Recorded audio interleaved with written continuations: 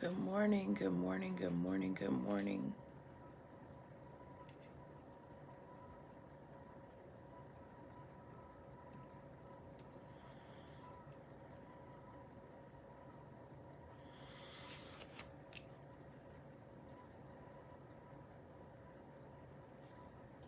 Good morning, y'all. Good morning. Good morning, good morning, good morning. Good morning, good morning, good morning. Good morning, good morning, good morning.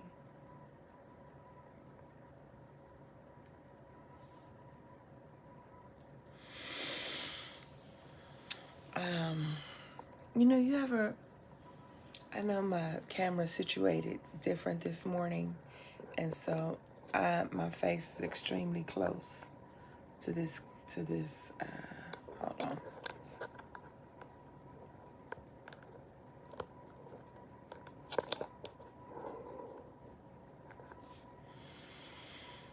It's extremely close.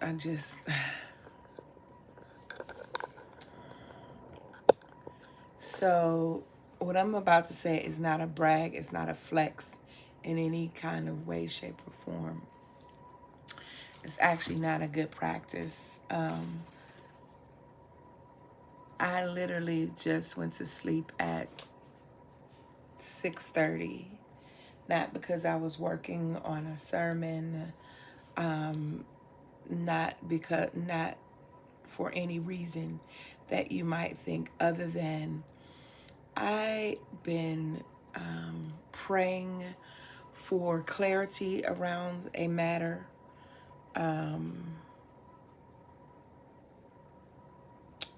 around a few things. And we got a text on last night from someone. And the long story short is we ended up receiving a visit. And this person carried the exact clarity that I needed. And my goodness, we just have been up talking and getting that clarity. And so that's, of course, all I can say. And I know it probably sounds cryptic, not meant to be, but my God, my goodness is just, and so I'm still a little shooketh. I'm still a little shook by the way Sacred Mothers, God, our ancestors, my ancestors specifically brought me the clarity and the answer via a real human being in real time to my doorstep at 1 o'clock in the morning. So I am here, and I am in awe, and yet I recognize where I am, where we are in the season, in this season of Black August. For those of you who have been journeying, and good morning to everyone. And I messed up the light. Sorry.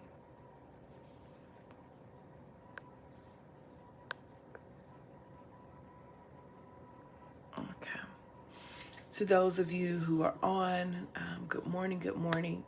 To those of you who are members of the clearing, I've already sent the link in both spaces where it usually is. We won't be there long. I'm too tired to be there any prolonged time, but I absolutely want to catch back up with you because I've missed you and we've missed each other for the last 2 weeks. Shout out to Village Keeper Ronnie Galvin, just for all of the ways that you keep Black August in the forefronts of our minds. And so, by text, by spirit, by way, I want to enter in our conversation this morning by lifting two texts.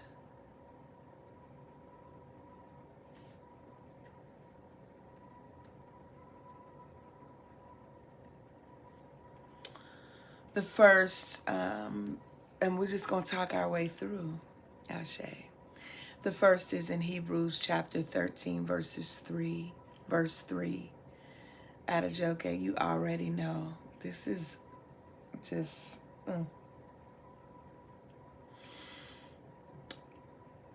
Hebrews 13:3. Remember those who are in prison as though you were in prison with them. Those who are being tortured as though you yourselves were being tortured. Hebrews 13:3. Remember those who are in prison as though you were in prison with them. Those who are being tortured as though you yourselves have been tortured.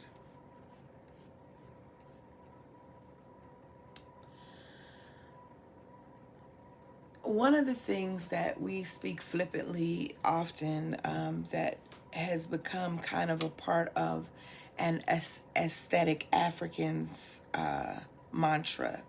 And by aesthetic African, now I've been up all night, y'all, so I'm not mincing any words, Ashe. An aesthetic African for me is an African diasporan person who is only African or who only identifies as being African aesthetically. That means they may have all of the external appearances or accoutrements of being African, Afrocentric, black even. Their hair might be natural and or locked. They may wear cowrie shell jewelry, and which these things are kind of stereotypical anyway. They maybe even be daishiki down and say words often like Ashe or even Ubuntu. But there is a way, that is as far as it goes. That there aren't any core concepts, African-centered, African diasporan concepts that they live by. You cannot identify these concepts in their core values that govern their lives or the vocation that govern their ministry. They talk it, but they don't walk it, Ashe. It is not... It is not a part of who they are. It is a part of who they like to be, but it is not a part of their everyday lived experience. They are aesthetic Africans. The elders who do not walk like elders, who walk more like wounded older adults, who inflict harm on those who see them and desire to walk with them because they believe that they have wisdom to bear. Only they are not bearing wisdom. They are only engaging in trauma-informed responses that put on display their woundedness. I'm talking about aesthetic Africans. And aesthetic Africans have a parlance. They use the right words. They're like hoteps.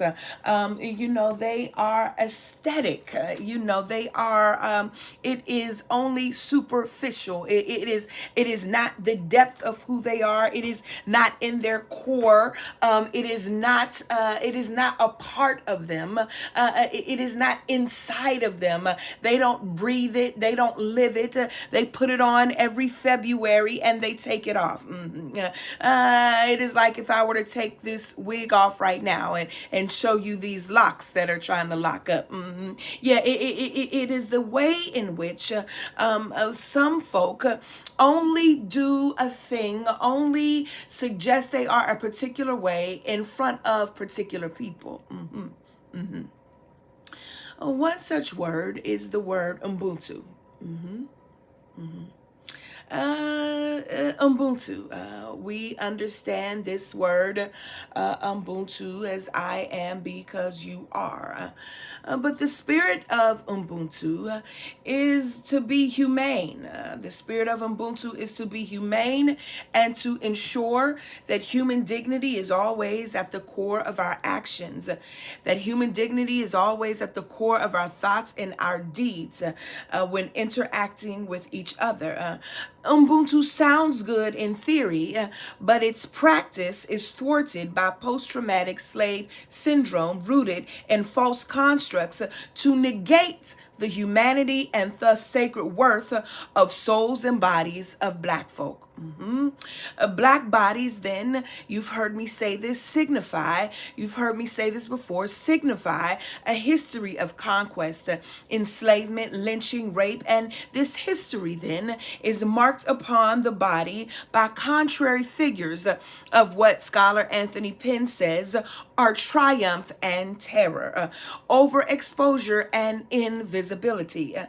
From the arrival of Africans, as I wrote in my dissertation, in America, I said, quote, that African bodies were viewed as a part of the wealth to be conquered, that the Black body was viewed as a material good in the eyes of the slave traders and a forfeiture of redemptive possibilities in the eyes of white Christian missionaries, end quote.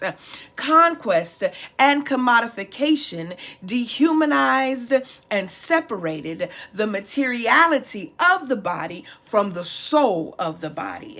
Historically, in this country and in the countries that commissioned our capture, Black folk were and are not considered human. To build this myth of Black inferiority, an entry in the Britannica Encyclopedia reads this, quote, a number of 18th century political and intellectual leaders began publicly to assert that Africans were naturally inferior and that they were indeed best suited for slavery. End quote.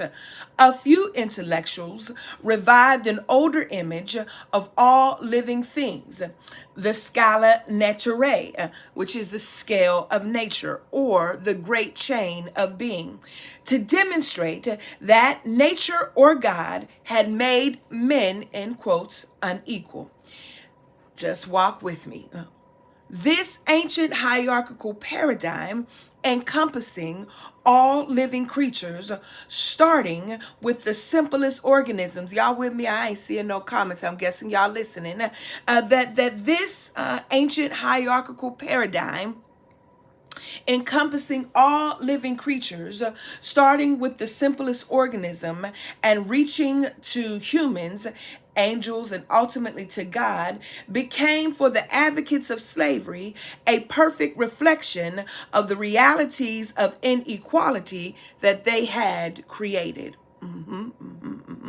The physical differences of Blacks and Indians became the symbols or markers of their status. It was during these times that the term race became widely used to denote the ranking and inequality of these peoples. In other words, their placement on the chain of being. Let us go back to this Encyclopedia Britannica. A racial stereotyping of Africans was magnified by the Haitian Rebellion of 1791. This heightened the American fear of slave revolts and retaliation, causing greater restrictions and even harsher and more degrading treatment.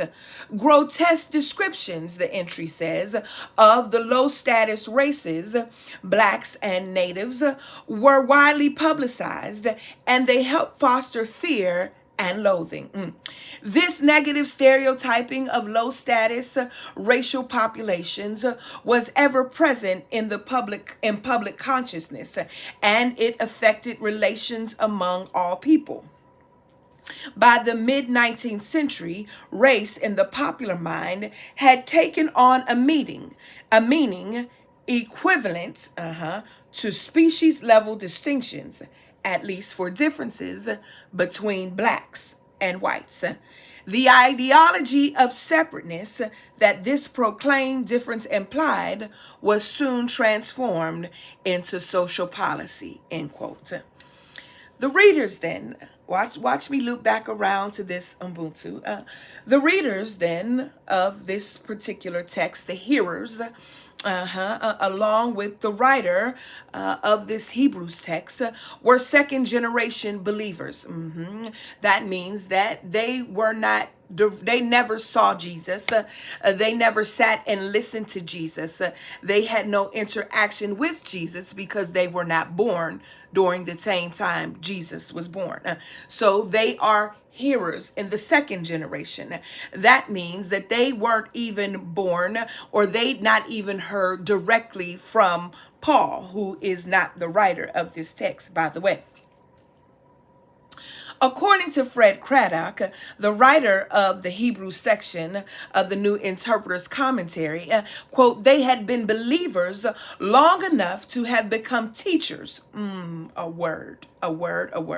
They had been believers long enough to become teachers, but had been stunted in their growth. They were experiencing this collective faith crisis. Craddock reports that, quote, there are a number of factors for this. There are a number of reasons for this crisis. One, he says, is the delay of the final return of Christ. This may have had a demoralizing effect on the community. That they were waiting. And as a result, some believers returned to Judaism for the security of a long and established tradition, or for government protection from persecution, a privilege enjoyed within Judaism at various times and spaces. Those that remain believers then faced extreme circumstances. Some members had been imprisoned and others suffered the confiscation of their property. Additional root causes were social, political, and economic. Daily, they faced the problem of suffering dishonor as followers of one who endured the same of the cross. To this end, many grew lax in attendance at their assemblies, and their commitment to the way waned. Craddock concludes, quote, that the writer's lengthy and carefully argued Christological presentation strongly implies that at the heart of the crisis was a Christology inadequate for their social context. I got a little water.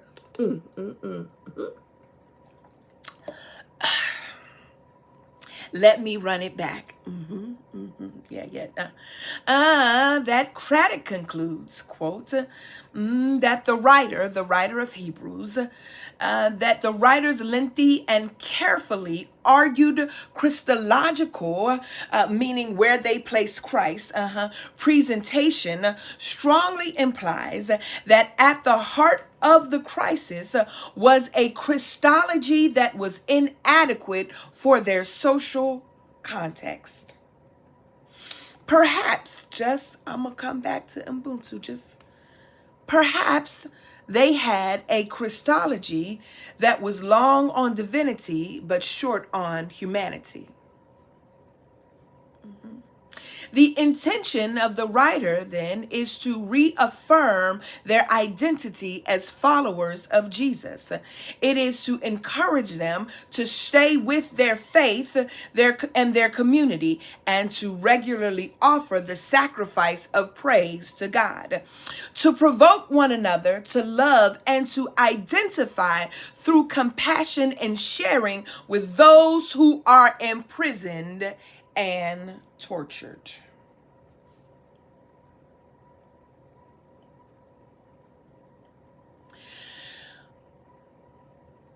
Ubuntu for some of us is a saying.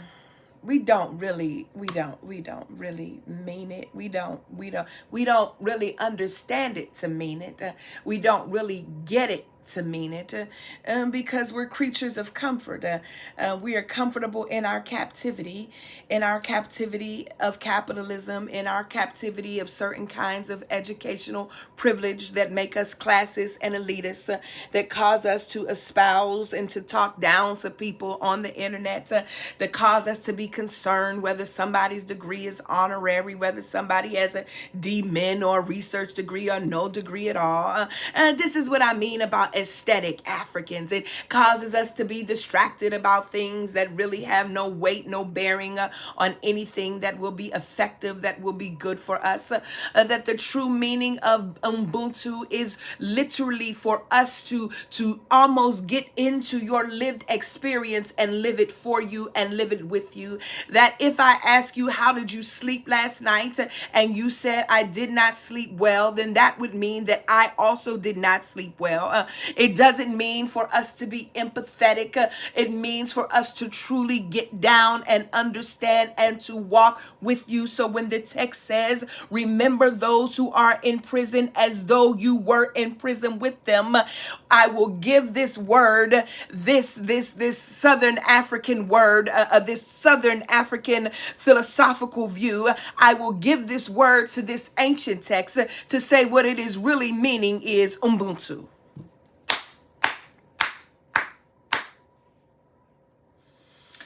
To not just remember those who are in prison as though you were in prison with them, to not just remember those, but to live it like you are there with them. My goodness, like you are there with those being tortured, as though you yourselves were being tortured. Part of the drawback of integration is that it allowed us to separate. It allowed us to break our community up and down, as some of us, and not all of us, as some of us received different opportunities. Different doesn't always mean better, even though it appears to be better. There's that aesthetically again. Even though it appears to be better for a group of people, different does not always means better. Sometimes it simply means different. Yeah.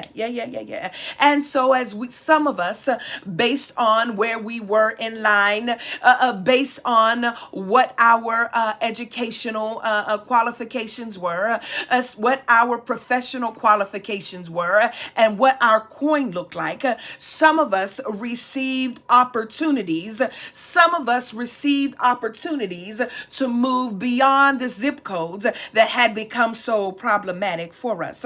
And here's the thing, the further out we moved, the further we chased the folk who lived there away, and the further they moved in, until we got the spot that we believe was the spot, and until they realized that it was safe and clear to come back into the city, to purchase all of the land that we had vacated, and to sit on it and to hold it. Oh my God, today.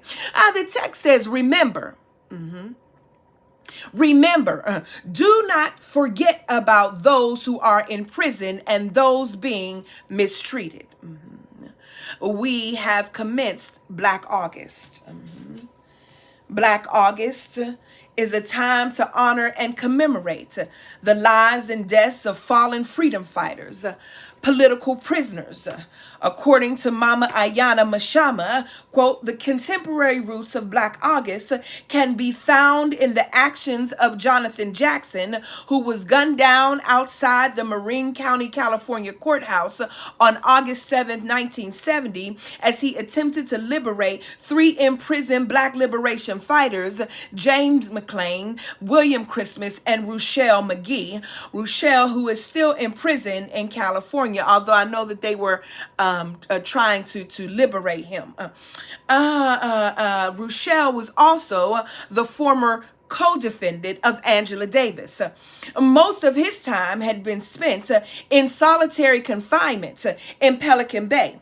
And on January 13th, 1970, W.I. Nolan was assassinated when he was shot to death by prison guards on the yard in California's Soledad State Prison.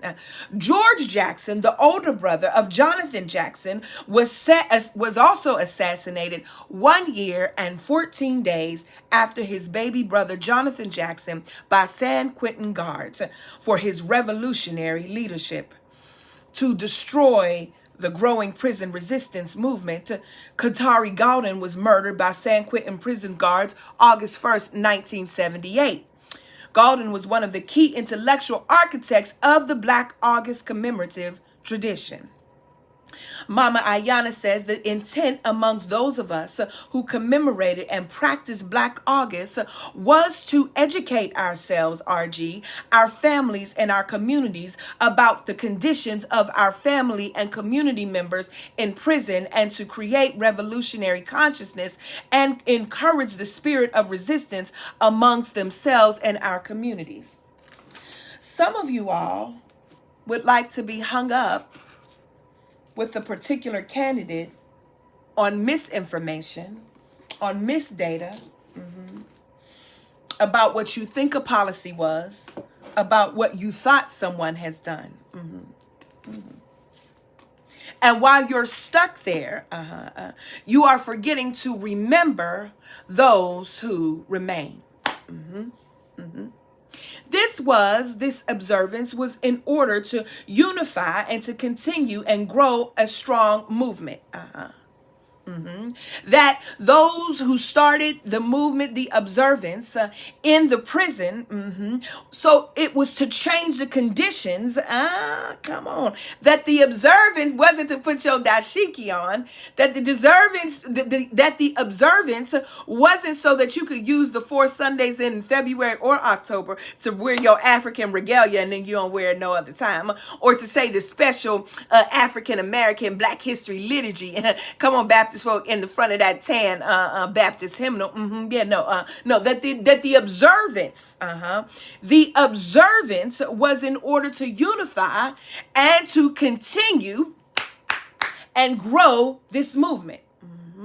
It was to change the conditions in the prisons and the conditions in our communities that were feeding the growth of their people in prisons and the very real growth of the prison industrial complex. It is then Black August, then it is still a time, she writes, to embrace the principles of unity, self-sacrifice, political education, physical fitness, and or training in martial arts, resistance and spiritual renewal, while unifying, organizing, and creating strategies and science for freedom for those family and community members behind the walls of who are our political prisoners, and to stop the program to have millions of our young people on the classroom to prison pipeline, end quote.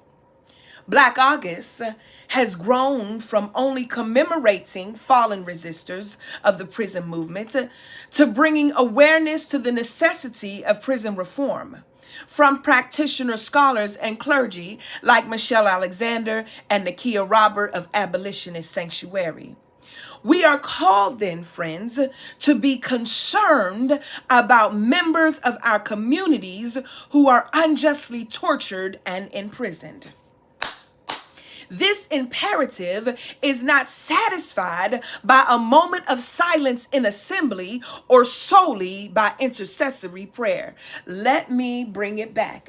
This imperative is not satisfied by a moment of silence in assembly or solely by intercessory prayer. Rather, according back to Craddock, quote, remembering involves full solidarity with those in prison and those suffering at the hands of others. Meaning, quote, we must behave as though we ourselves are in prison with them. This requires more than a sympathetic ache. It means refusing to distance oneself from those suffering out of fear of becoming the target of the same mistreatment. Let me run it back. This requires more than a sympathetic ache. It means refusing to distance oneself from those suffering out of fear of becoming the target of the same mistreatment. Come on, Daniel Warper. Yeah, it means more than my thoughts or prayers are with you.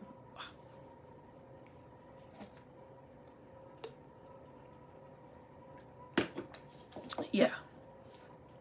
That is, how can we remember our stories of survival, our strategies for overcoming, and our significations on dismantling the master's house with different tools?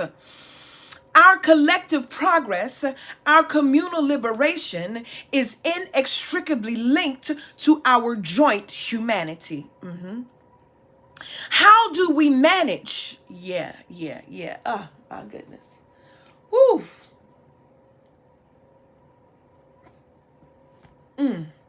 How do we manage not to become so dragged down by disappointment?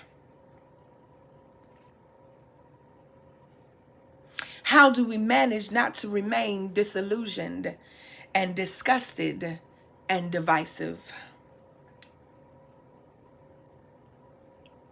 Y'all ready for the answer? Let me let it sit with you for a minute. Let me let it sit in, because I'm saying a lot. Let me let you get this.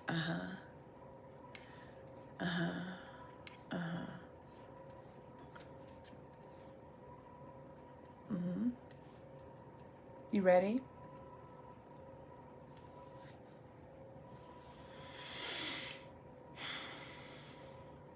We become humanist.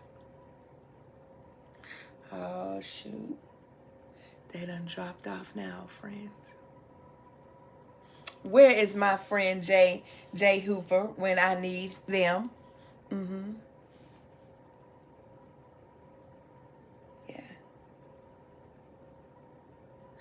We pronounce and practice Ubuntu because that's what a humanist is. See, I can't unpack it for you.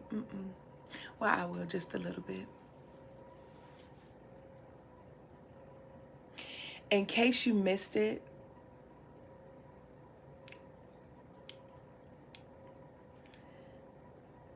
the writer is troubling Christology here. And the writer is trying to tell the folk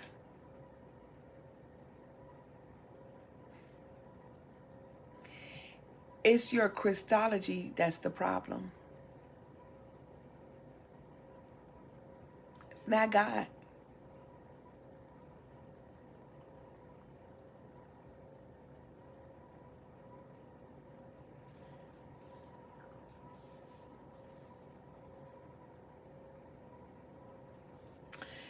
It is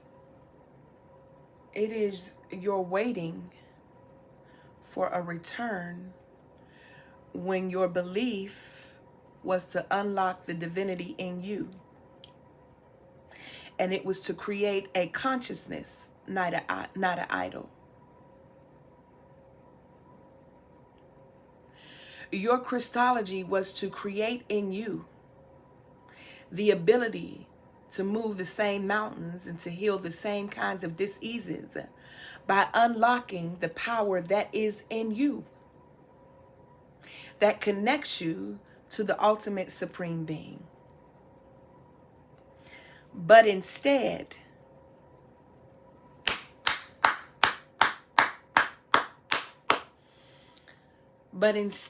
you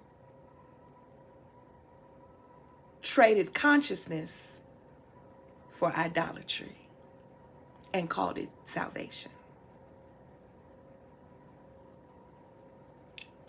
Not the kind of salvation that liberates you from the fear of death, which is what will give you the courage to re-member. But the kind of salvation that you believe saves you from you because you believe you're fallen. Because you believe in the original, in the original sin that was given to you, that was forced upon you. And you believe that you are a filthy wretch undone, a rag. Even those of us who have lived in the lower vibration parts of ourselves, even those of us who have struggled with various kinds of addictions, who have not lived in a way that expresses our highest nature, believe that they were born this way. So when we hear the term humanist, we see that as antithetical and or heretical. And if it ain't Jesus, it ain't enough. So in your shouting, and I believe in shouting, friends. Yeah, our traditions are embodied. But in your shoutings, really, it's not your shout, it's your conjure. We can never really use the fullness of the power of our conjure, because if we did, we would conjure infiltration into these systems.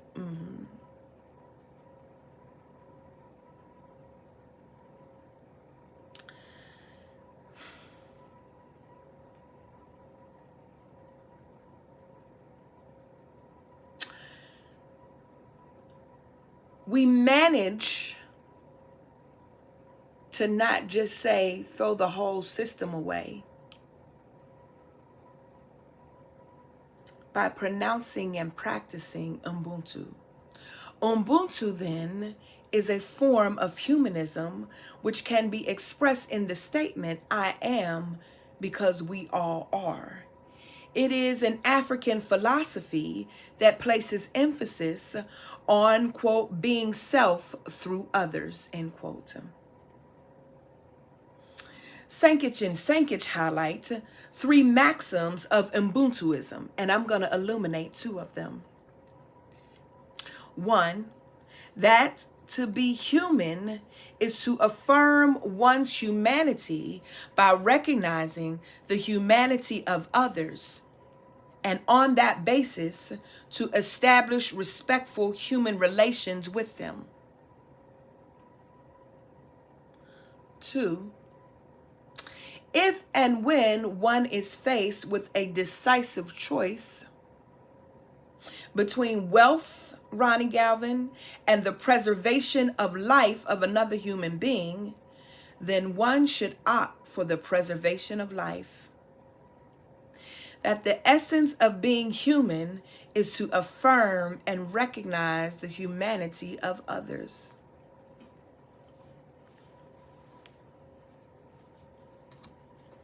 Let me run it back, that second one. That if and when one is faced with a decisive choice between wealth and the preservation of life, the preservation of the life of another human being, then one should opt for the preservation of life. The essence of being human is to affirm and to recognize the humanity of others. And so on that note, there are 2 things that I want to read, 2 closing texts. Before I read them, I also acknowledge that there are some of you who have been wanting to know how to get to the clearing. You want to come join. And so before I read these final 2 texts, so that you have time to do what you need to do to get with us, I want to place this here in the chat on YouTube. Ah, sugar, that's not what I wanted to do. 1 second, friends.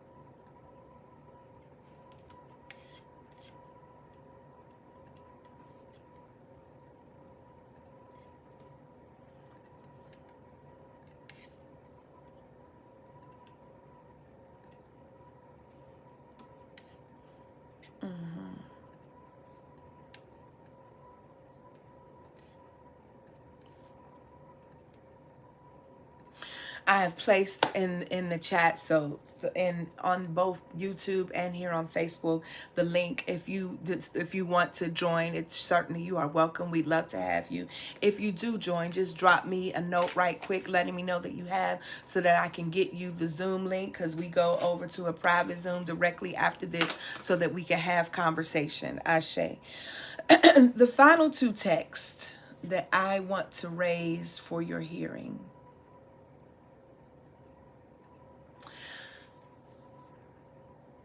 Ashe, I'm going to do this one first. For your hearing, I'm going to read in its entirety as a sacred text, because it is, to my people,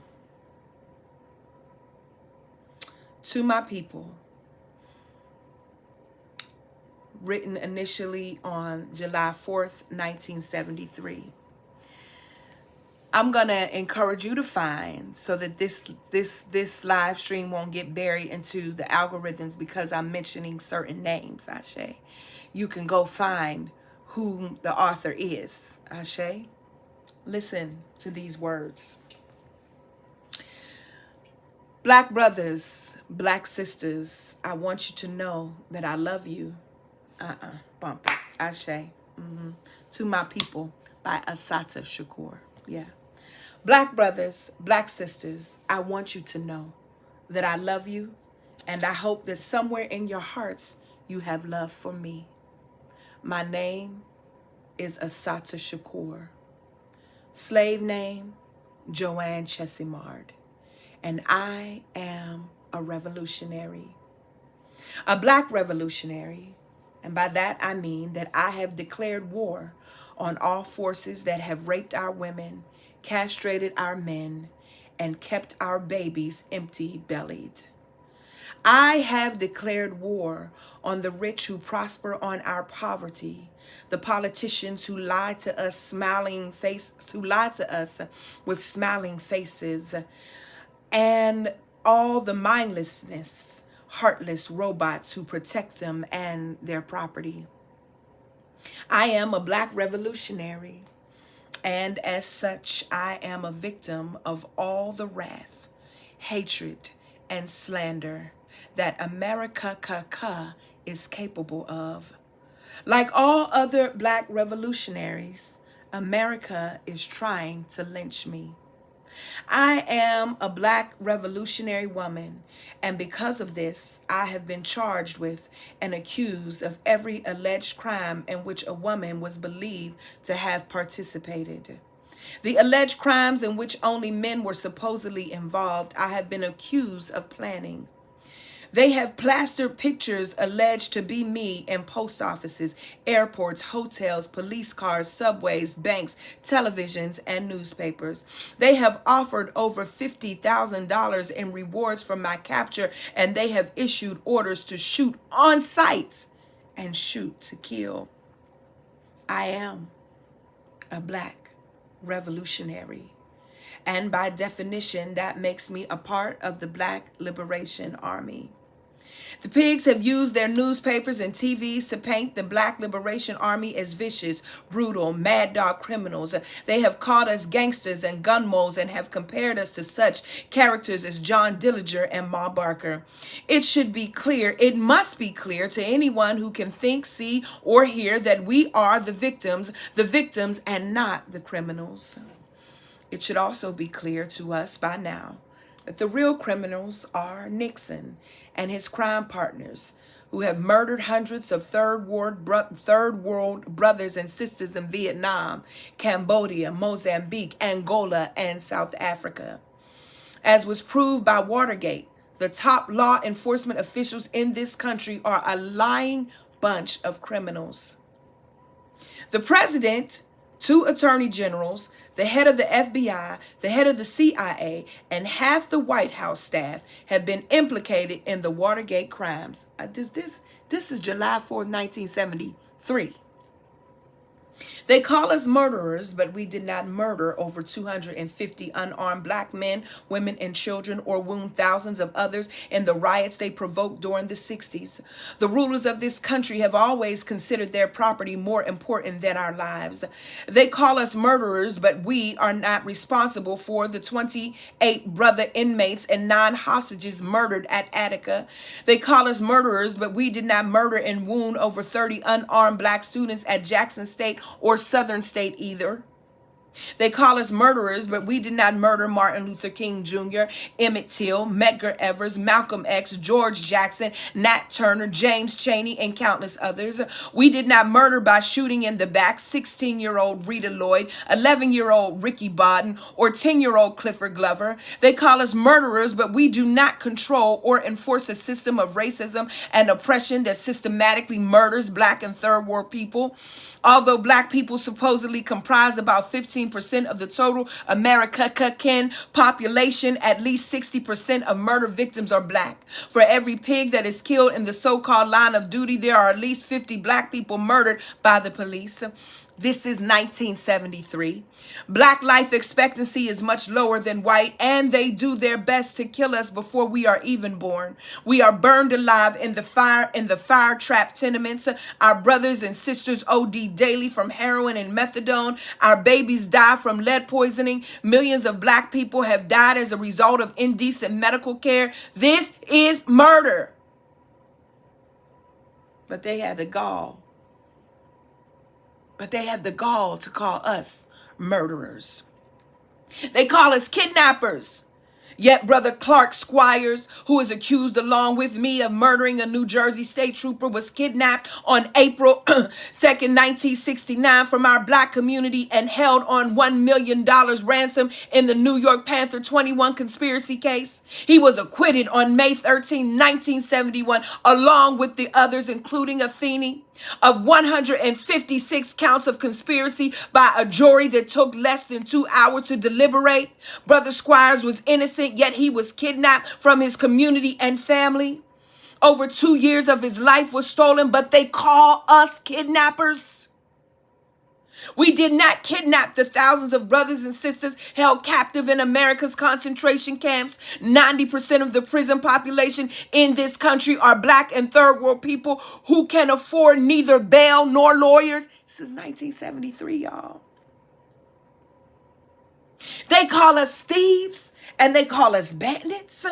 They say we steal, but it was not we who stole millions of black people from the continent of Africa. We were robbed of our language, of our gods, and of our culture, of our human dignity, and of our labor, and of our lives. They call us thieves, yet it is not we who rip off billions of dollars every year through tax evasions and illegal price fixing, through embezzlement and consumer fraud, through bribes and kickbacks and swindles. They call us bandits, yet every time most black people pick up our paychecks, we are being robbed. Every time we walk into a store in our neighborhood, we are being held up. And every time we pay our rent, the landlord sticks a gun into our ribs. They call us thieves. But we do not rob and murder millions of Indians by ripping off their homeland and then call ourselves pioneers. They call us bandits, but it is not we who are robbing Africa, Asia, and Latin America of their natural resources and freedom while the people who live there are sick and starving. The rulers of this country and their flunkies have committed some of the most brutal, vicious crimes in history. They are the bandits. They are the murderers, and they should be treated as such. These maniacs are not fit to judge me. Clark or any other black person on trial in America, black people should and inevitably must determine our destinies. Every revolution in history has been accomplished by actions. Although words are necessary, we must create shields that protect us and spears.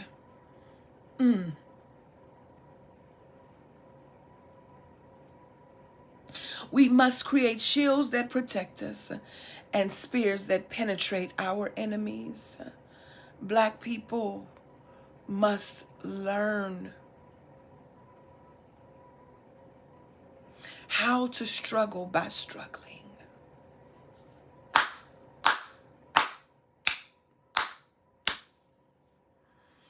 We must learn by our mistakes. I want to apologize to you, my black brothers and sisters, for being on the New Jersey Turnpike. I should have known better. The Turnpike is a checkpoint where black people are stopped, searched, harassed, and assaulted. Revolutionaries must never be in too much of a hurry to make careless decisions. He who runs when the sun is sleeping will stumble many times.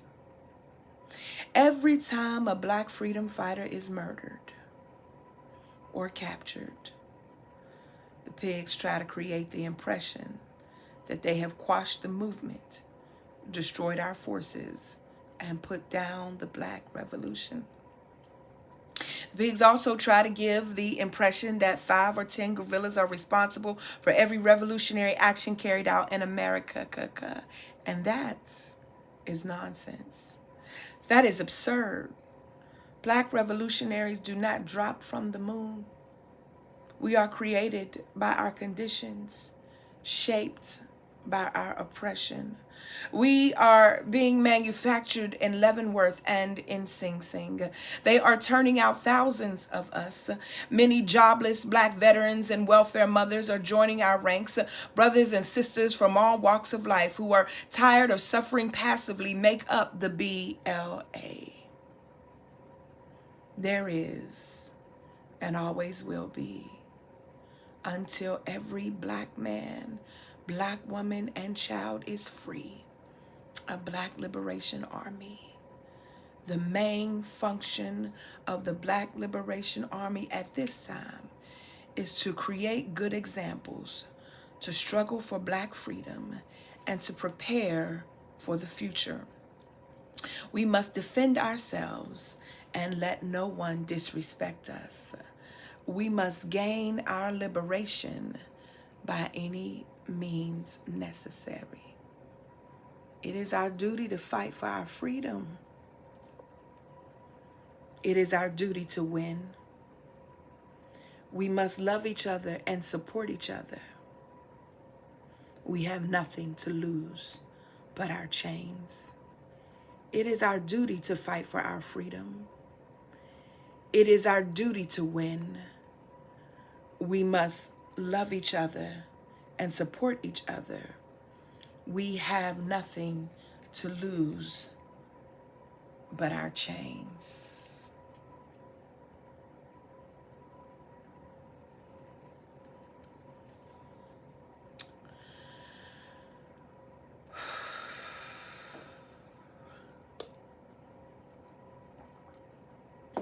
To leave you not only with the words of Mama Assata, but now so that you will have someone to remember. Because Mama Assata, even though in exile, is still a political prisoner, Ashe, is to say the name of Reverend Joy Powell.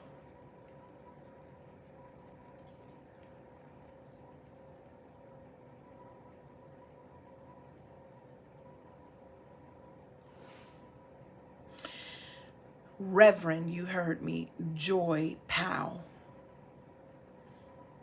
As a pastor and a consistent activist against police brutality, violence, and oppression in her community, Reverend Joy Powell was warned by the Rochester Police Department that she was a target because of her speaking out against corruption.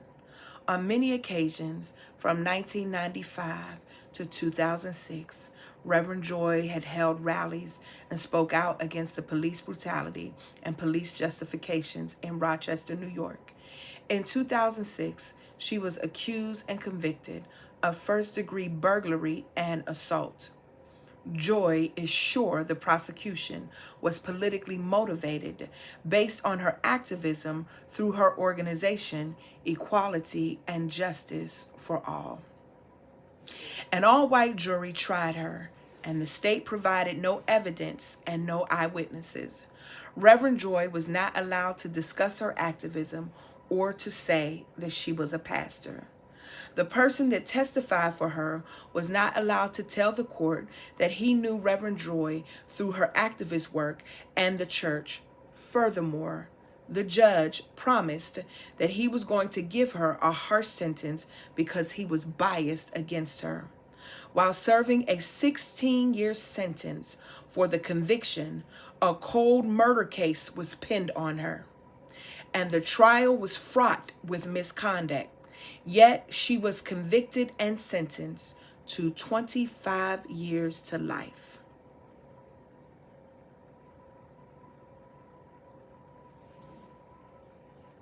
She is currently seeking counsel to file an appeal.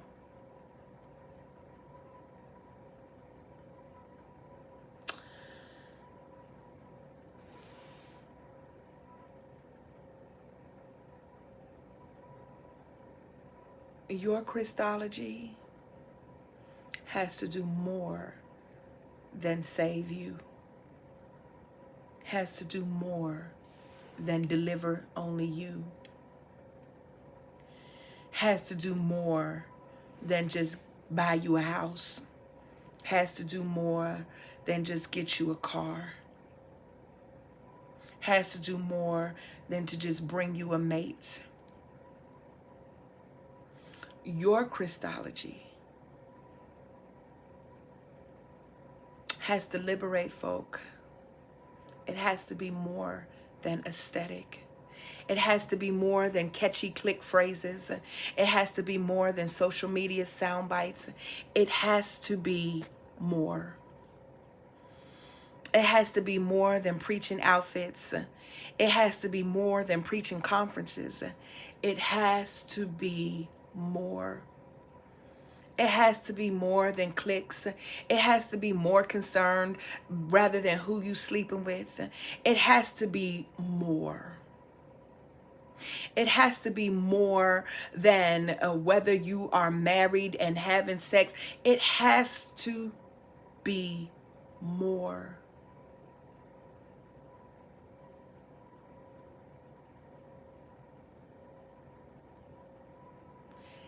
It must be more. If it is not more, then it is ill-equipped to handle the social context that we are in. And it means that we will not only suffer, but die from justice fatigue. They will not stop killing us. This is the fact. But if we don't tap in to the humanist part, tap in to our divinity, if we do not bring ourselves to the table together, if we do not understand and learn how to sometimes work in silence, if we don't stop arguing over foolishness,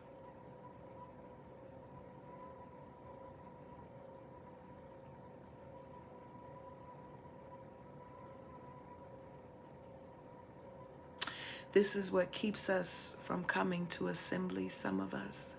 This is what keeps us out of your churches. Because the singing is good, because the singing is, at the root of the singing is the talking drum. It is the drum beat, and the drum beat According to some in the Yoruba tradition, the drum beat is the voice of God. So it is the singing, it is the movement, it is the that which is unable to be articulated that grabs us. But when it gets to that preaching, it's shallow. That theology is toxic. There's no wrestling. There's no wrestling with the issues of theodicy, of why bad things happen to good people. There's no wrestling with the Christology. There's no growing up. There is no strategy to transition people from milk to solid foods. There's no strategy. Why? Because it's connected to the coin.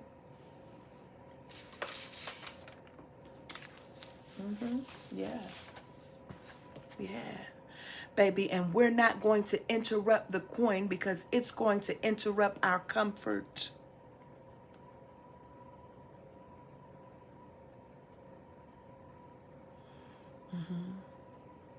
So in the meantime, keep putting your fist up. Keep mumbling the words to lift every voice and sing, because you don't know all three stanzas. Still in 20 and 24. Keep only wearing your African aesthetic clothes. On Black History Month. Yeah. Yeah. Keep doing it.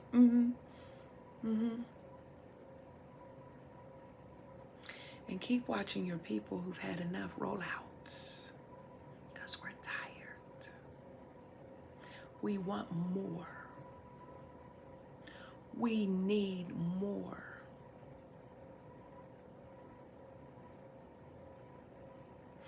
And we are no longer afraid to say it, because now it's more than one person on the periphery. I'm out, y'all. Until next time. Until next time.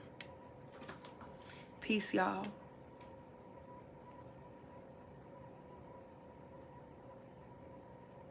I see y'all in the clearing.